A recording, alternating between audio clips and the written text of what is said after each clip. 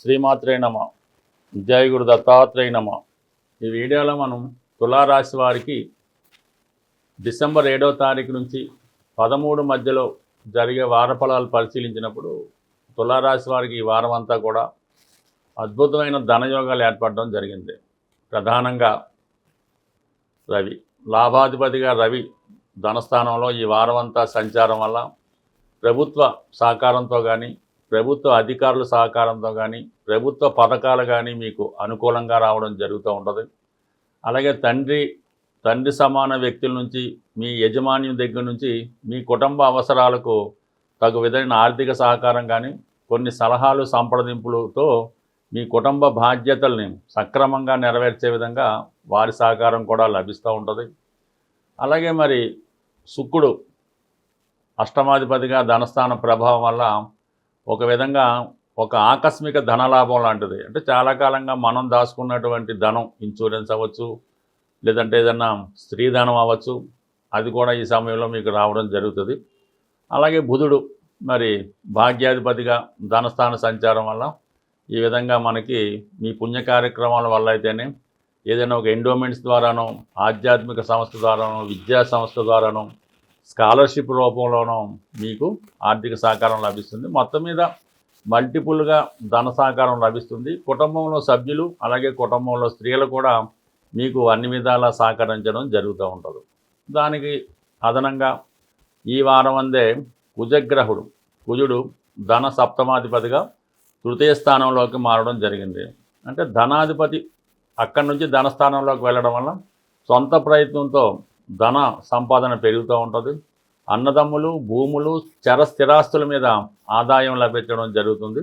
కొత్తగా ఏదైనా వెంచర్ ప్రారంభించడం కానీ, స్థిరాస్తి కొనడం కానీ, ఆర్థికంగా సంపాదించడానికి కొన్ని కొత్త ప్రయత్నాలు ఈ వారం నెరవేరితే, కొన్ని ధైర్యంగా కొన్ని నిర్ణయాలు తీసుకోవడం వల్ల సాహసంతో ముందుకు వెళ్ళడం జరుగుతూ ఉంటుంది. అయితే ప్రయాణాలు చేస్తున్నప్పుడు మాత్రం కొద్దిగా జాగ్రత్త వహించవలసి ఉంటుంది. ప్రయాణ సమయంలో విలువైన డాక్యుమెంట్లు పోవడం కానీ, ఏదైనా ప్రమాదాలు లాంటివి కూడా కొన్ని ఇండికేట్ చేస్తున్నాయి. కాబట్టి ప్రయాణాలు చేస్తున్నప్పుడు చాలా వరకు జాగ్రత్త వహించడం మంచిది. చాలా వరకు నూతన ఉద్యోగ ప్రయత్నాలు ఈ వారంలో ఫలించే అవకాశం ఉంది.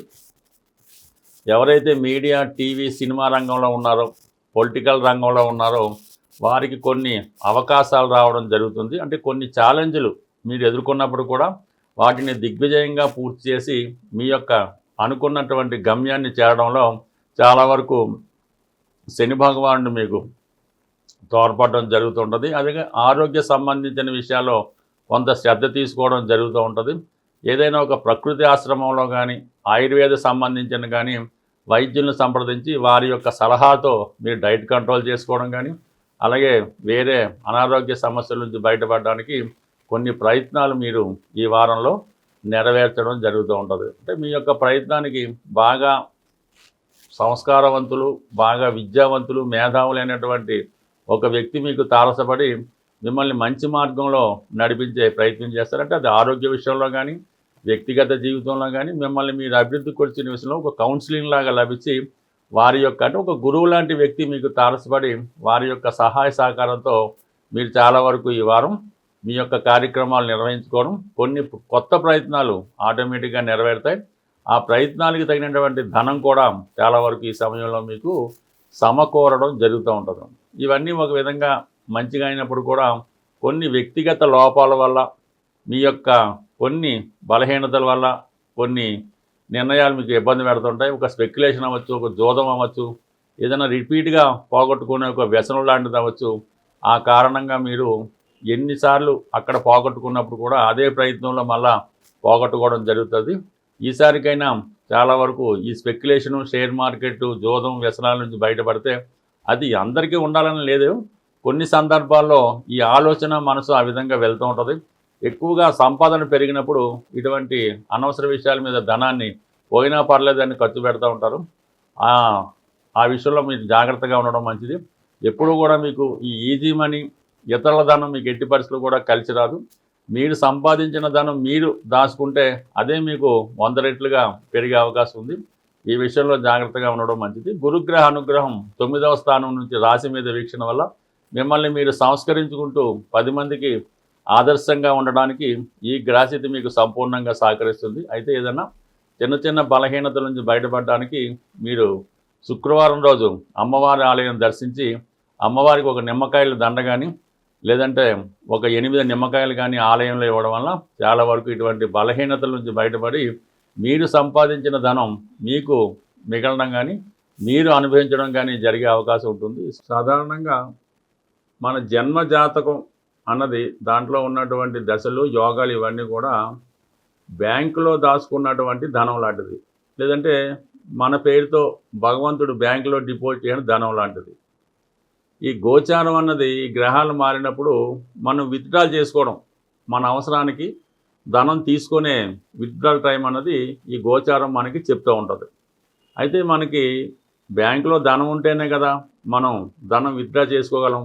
అందువల్ల ఏంటంటే కంప్లీట్గా ఈ గోచారంలో చెప్పే ఫలితాలు మీకు కలగాలంటే మీకు జరగాలంటే మీ జన్మ జాతకంలో అవి రాసి పెట్టుంటేనే మీకు ఈ గోచార ఫలితాలు మీకు అనుకూలంగా రావడం జరుగుతూ ఉంటుంది.